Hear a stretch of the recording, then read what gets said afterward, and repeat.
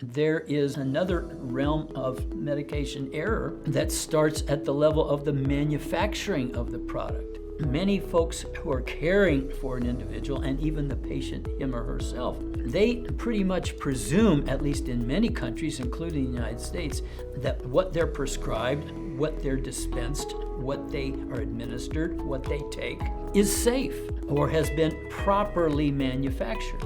But there are situations where medications are, particularly when folks get involved with online medications, but also sometimes when healthcare professionals are prescribing medications, where the issue comes up of whether or not the product was properly manufactured. Did it have a contaminant in it? Was there a mistake with regard to the inert ingredients in the medication or in the vehicle associated with the medication?